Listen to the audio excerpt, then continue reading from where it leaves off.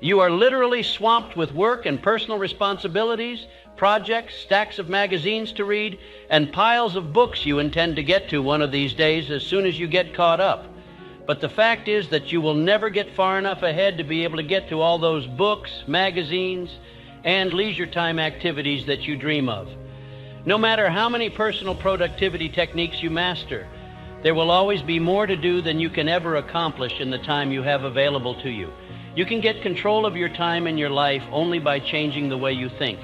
You can get control of your tasks and activities only to the degree that you stop doing some things and start spending more time on the few activities that can really make a difference in your life. When you learn these methods and techniques and apply them over and over until they become habits, you will alter the course of your life in a very positive way. Throughout my career, I have found a simple truth. The ability to concentrate single-mindedly on your most important task, to do it well and to finish it completely, is the key to great success, achievement, respect, status, and happiness in life. If you're like most people today, you are overwhelmed with too much to do and too little time. Because of this, you will never be able to do everything you have to do. You will always be behind in some of your tasks and responsibilities, and probably in many of them, perhaps more than ever before.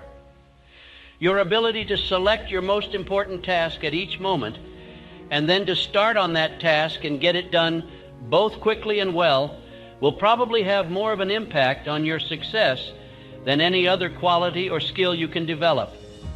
It's been said for many years that if the first thing you do each morning is to eat a live frog, you can then go through the day with the satisfaction of knowing that is probably the worst thing that's going to happen to you all day long. Your frog is your biggest, most important task. It's the one you're most likely to procrastinate on if you don't do something about it right now. If you have to eat 2 frogs, eat the ugliest one first. This is another way of saying that if you have 2 important tasks, strike with the biggest, hardest, and most difficult task first. Continually remind yourself that one of the most important decisions you make each day is your choice of what you will do immediately and what you will do later, if you do it at all. The key to reaching high levels of performance and productivity is for you to develop a lifelong habit of tackling your major task first thing each morning. Successful, effective people are those who launch directly into their major tasks and then discipline themselves to work steadily and single-mindedly until those tasks are complete. In our world, you are paid for making a valuable contribution, and especially for making the contribution that is expected of you. Failure to execute is one of the biggest problems in organizations today. They talk continually, hold endless meetings, and make wonderful plans, but in the final analysis, no one does the job and gets the results required. Fully 95% of your success in life and work will be determined by the kinds of habits that you develop over time. The habit of setting priorities, overcoming procrastination, and getting on with your most important task is learnable through practice and repetition over and over again until it locks into your subconscious mind and becomes a permanent part of your behavior. You are designed mentally and emotionally in such a way that task completion gives you a positive feeling whenever you complete a task of any size or importance. One of the keys to living a wonderful life, having a successful career, and feeling terrific about yourself is for you to develop the habit of starting and finishing important jobs. Practice is the key to mastering any new skill. With practice, you can learn any behavior or develop any habit that you consider either desirable or necessary. You need 3 qualities to develop the habits of focus and concentration, which are all learnable. First, make a decision to develop the habit of task completion. Second, discipline yourself to practice the principles you're about to learn until you master them. And finally, back everything you do with determination until the habit is locked in and becomes a permanent part of your personality. Now, there's a special way that you can accelerate your progress toward becoming highly productive. See yourself as the kind of person who gets important jobs done quickly and well on a consistent basis. Visualize yourself as the person you intend to be. As professional speaker Jim Cathcart says, the person you see is the person you will be. When you train yourself through repetition and practice to overcome procrastination and get your most important task completed quickly, you will move yourself onto the fast track in your life and career and step on the accelerator. Clarity is the most important concept in personal productivity. The more clear you are about what it is you want and what you have to do to achieve it, the easier it is for you to overcome procrastination. Eat your frog and get on with the completion of the task. A major reason for procrastination and lack of motivation is vagueness and confusion about what you are supposed to do. Here's a great rule for success. Think on paper. Only about 3% of adults have clear written goals. These people accomplish 5 and 10 times as much as people of equal or better education and ability, but who, for whatever reason, have never taken the time to write out exactly what it is they want. There's a powerful formula for setting and achieving goals that you can use for the rest of your life. It consists of 7 simple steps. Here it is. Step number 1, decide exactly what you want. Either decide for yourself or sit down with your boss and discuss your goals and objectives until you are crystal clear about exactly what is expected of you and in what order of priority. Step number 2, write it down. When you write down your goal, you crystallize it and give it tangible form. On the other hand, a goal or objective that's not in writing is merely a wish or a fantasy. Unwritten goals lead to confusion, vagueness, misdirection, and numerous mistakes. Step number 3, set a deadline on your goal. Without a definite deadline accompanied by the assignment or acceptance of specific responsibilities for completion, you will naturally procrastinate and get very little done. Step number 4, make a list of everything that you can think of that you're going to have to do to achieve your goal. A list gives you a visual picture of the larger task or objective. It dramatically increases the likelihood that you will achieve your goal as you have defined it and on schedule. Step number 5, organize the list into a plan. Take a few minutes to decide what you need to do first and what you can do later. Decide what has to be done before something else and what needs to be done afterwards. With a written goal and an organized plan of action, you will be far more productive and efficient than someone who is carrying his goals around in his mind. Step number 6, take action on your plan immediately. For you to achieve any kind of success, execution is everything.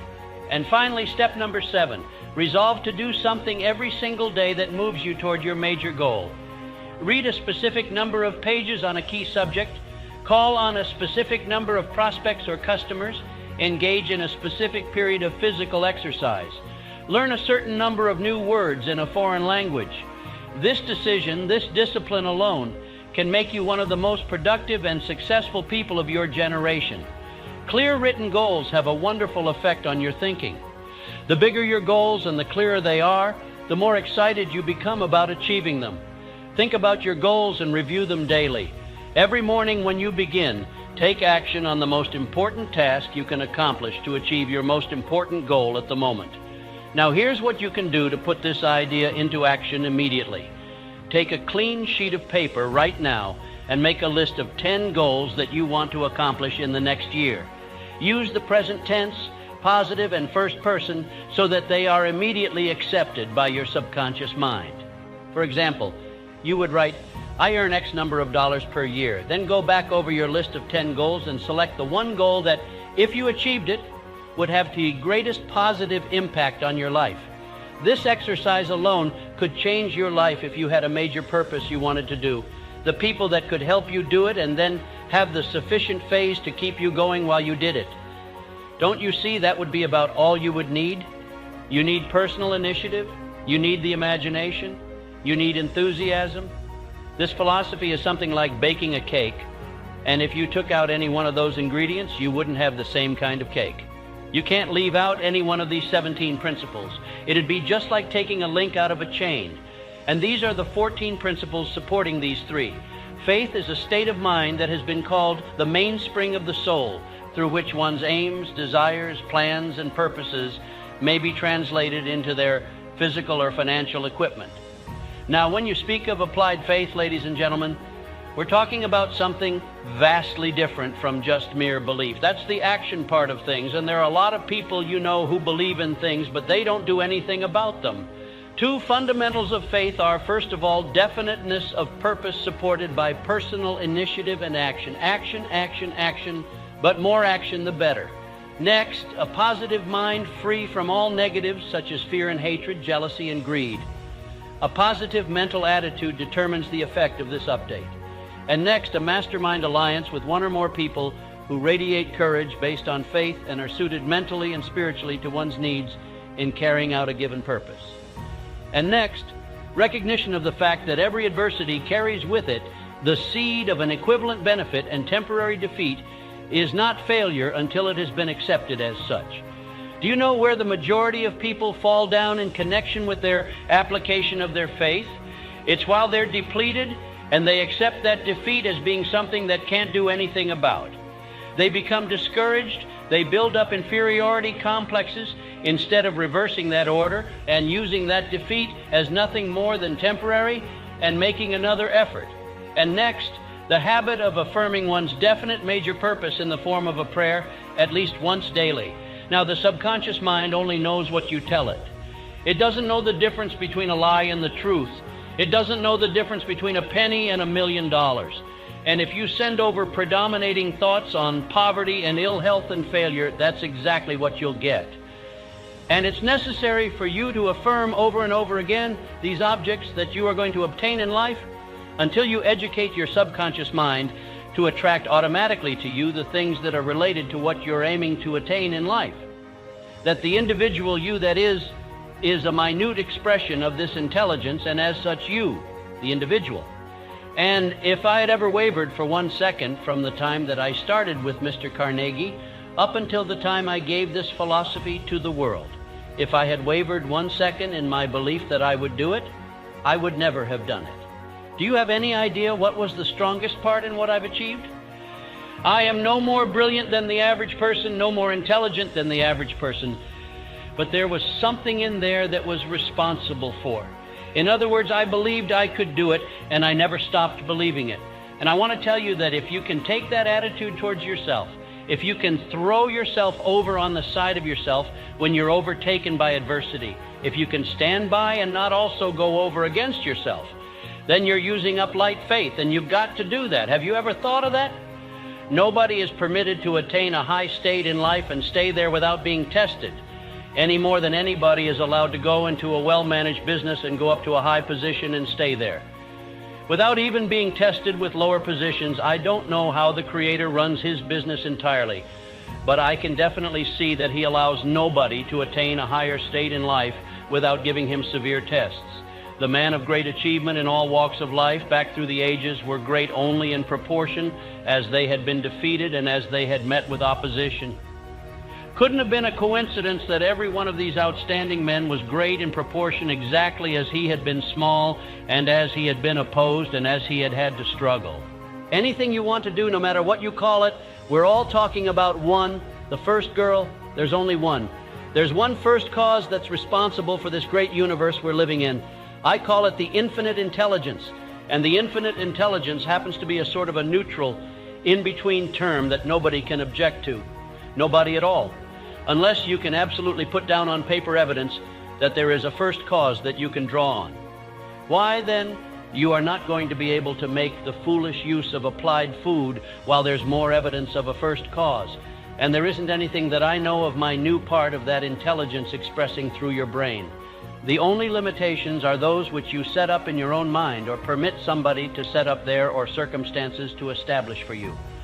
Next, careful inventory of your past defeats and adversities from which it becomes obvious that all such experiences do carry the seed of an equivalent benefit, never a defeat. Every failure carries with it the seed of an equivalent benefit. Wouldn't mean a thing in the world to you unless you examine enough illustrations in your own experience. You see that it always works out that way. That's why I want you to examine these adversities that come to you. Do you know that oftentimes your adversities are your greatest blessings? And I want to tell you that without some Clint and major adversities I've gone through, I would never been able to approve the soundness of this philosophy, and that there is a scene of an equivalent benefit in every aversion. There will be things that happen to you in the future that are unpleasant, and maybe some to me too. But I tell you what I'm going to do when anything unpleasant happens to me. I'm going to immediately transmute it into something pleasant. A self-respect expressed through harmony with one's own conscience is certainly an important factor in applied faith. You don't have to ask anybody what's right or wrong. Your own conscience tells you, unless you convert it into a conspirator instead of a cooperator by choking it off and not responding to it, as so many people do, your conscience can be not only a guide, but it can also be corrupted towards a conspirator. It'll help you cover up your meanness if that weren't true. There couldn't be so many fruits loose in the world that they concocting plans for starting bigger and better wars. They have no conscience. They've killed off the conscience. That conscience is a marvelous thing. And next, to create a mental attitude favorable for the express, first of all, know what you want and determine what you have to give in return for it. Know what you want in life. And I learned not only in your major purpose, but in your minor persons. What kind of house do you want to live in? What kind of car do you want to drive? What kind of wardrobe do you want? What kind of presents are you going to buy your wife for a birthday? I know it's the little things in your life that make the difference between the half of this and unhappiness.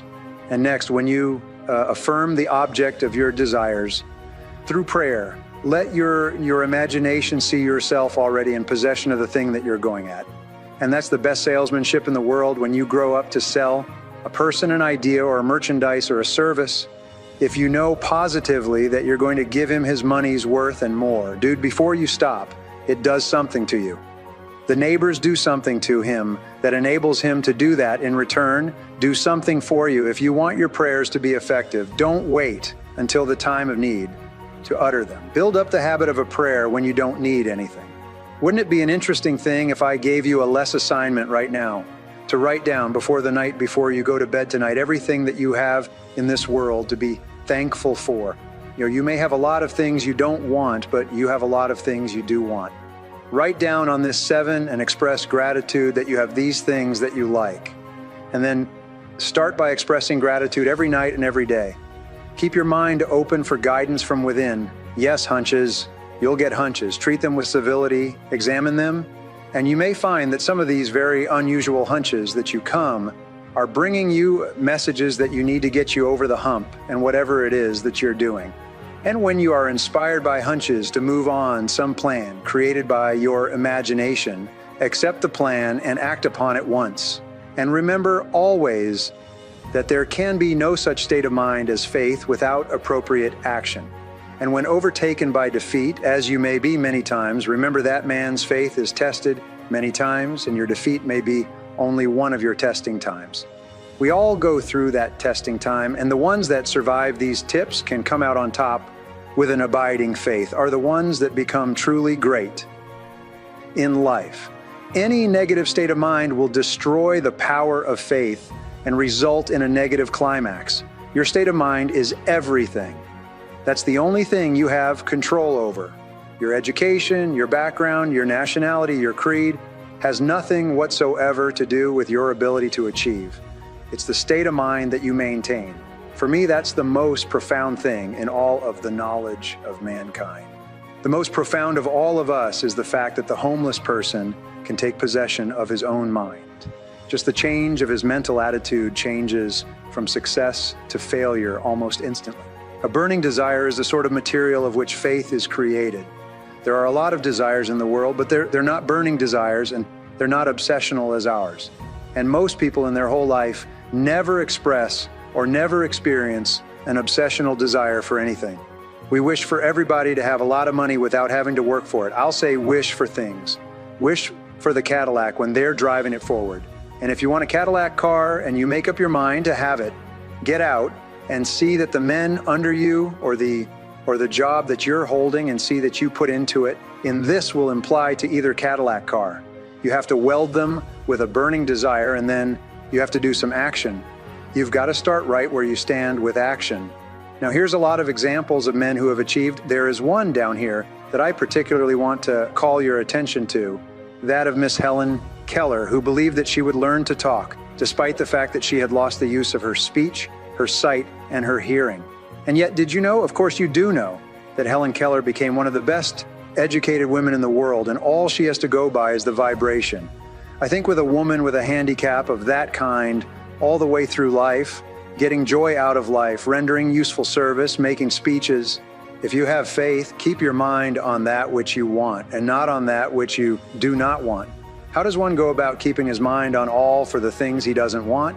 The way you keep your mind off of things you don't want is to transfer your mind over to things you do want and start talking about them. Start giving thanks for already possessing them. Won't sound silly to you because you know what you're doing. You're talking to your subconscious mind.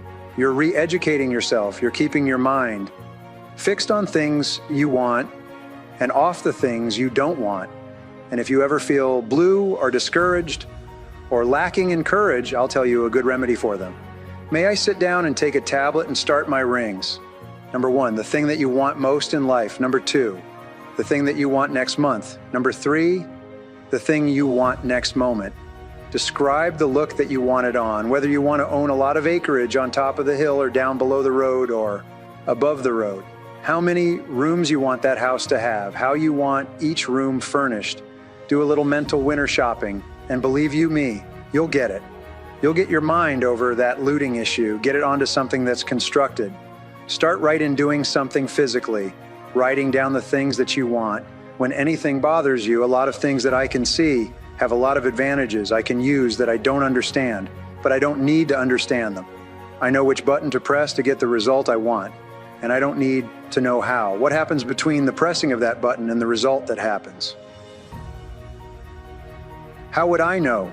Do you suppose that any person can actually make life pay off point by point on his own terms instead of accepting the circumstances? There is only one way in this world that I could possibly know that, and that's by my own experiences, or can't get easily, that if you go back just a few years ago, what an astounding statement it is, because it's so broadly in contrast to what I might have said a few years back before I'd learned the secret of getting everything that I want. You must have a definite objective, a purpose, a goal before you can have faith in anything. Faith is a middle attitude wherein the mind is cleared of all fears and doubts and directed toward the attainment of something definite through the inspiration of infinite intelligence. Faith's not going to go out and get you that Cadillac or that mean coat or that new house that you want or that better job or that better business with all those clients that you need if you're a professional. But faith will guide you as to how you can do it. And then you find that there is always a part that you misplaced. And if infinite intelligence is very wisely provided, a system whereby you can be sure of getting your food out of the soil of the earth, how by complying with the laws of nature. You go out there and you plant the seed. You plant it in soil that you have examined to make sure it has the elements in there that you want into the plant. You plant it at the right season. You plant it at the right depth in the ground. All of those things you do by way of going the extra mile, you do them in advance and you comply with nature's law. So that's what you do. You do your part. Faith will do nothing for you if you expect everything to be done for you outside of yourself. When faith, probably, my little notice, that word, probably down there, why do you think I say faith probably works through the subconscious section of the mind? I'll tell you why I put it there, because nobody knows definitively whether it does or not. It appears to work through the subconscious section of the mind. The subconscious acting as the gateway between the conscious section of the mind and infinite intelligence. My picture, another picture of what happens when you pray properly, is at your first condition, your mind. You know what it is you want, and then you transfer over to your subconscious mind a clear picture, the only way you can reach into infinite intelligence in my book of rooms. Now, the definite essential steps in the development of self-reliance based on faith. I'm going to call your attention to the most important ones. First of all, you adopt a major purpose to begin at once to attain it. You know, when you know what you want and you're starting to get it, you have a measure of self-reliance, or you're demonstrating a major of self-reliance, because if you didn't believe in yourself, you wouldn't even begin, would you? The very fact that you start, even though you're a long way from attaining the thing you're going after, shows that you have a measure or a degree of self-reliance. And the more you pursue that idea, the stronger that belief will be. The next, associate as many as possible of the 9 basic motives with the object of the definite major purposes. You've had this experience that you wanted something very badly, and in order to get to something that you want, a very bad material something, it meant extra money that you couldn't lay your hands on. You didn't have it in the bank. You weren't earning it. Write out a list of all the advantages of your definite major purpose and call these into your minds many times daily. And it's the same thing with reference success. If you accept any kind of a fear complex or an inferiority complex, If you don't expect success of yourself and develop a success expectation or consciousness, you're not going to be a success. You just have to do that. If your major purpose is to achieve some material thing or money, see yourself already in possession of it. And if your faith isn't great enough that you can see the thing already in your possession even before you start to get it, then you're not making use of applied things. Associate with people who are earning sympathy with you and your major purpose, and lead them to encourage you in every way possible. Don't disclose your aims and purposes to people who are not absolutely dependable, loyal, and close to you, especially loyal. But it's surprising how sometimes the people to whom you disclose your ideas, if they're good ideas, they go around the corner and beat you to the draw. And they're using your ideas before you use them, or they're saying something to discourage you. Don't let a single day pass without making at least one definite move towards the achievement of your major purpose. Your mental attitude is the sum total of your thoughts at a given time. A positive mental attitude has its roots in the spiritual wills of one's soul. Mental attitude is the medium by which adversities may be transmuted into benefits. You'll find some of those that appeal to you more than others. Make them your own. Surround yourself with suggestions. Everywhere you look, you'll see something that suggests a positive mental attitude. You'll notice when you go into the office of a successful person or into the home of a successful person, if you can find these, then another place where he himself withdraws unto himself. You will find that oftentimes he has himself surrounded with pictures of those whom he considers great. Oftentimes he'll have mottos on the walls. I've seen hundreds of them. I walked into my friend Jennings Randolph's office when he was in Congress in Washington. I found he had all of the walls of his congressional office covered with the pictures of men whom he considered great. He did that to live in the environment of the great, in the environment of things that kept his mind positive. Start in where you are, in your home, in your business, in your office, wherever you stay the most, starting there to put up something that will give you a positive thought. Just before you go to bed, be surprised at how much good it'll do you.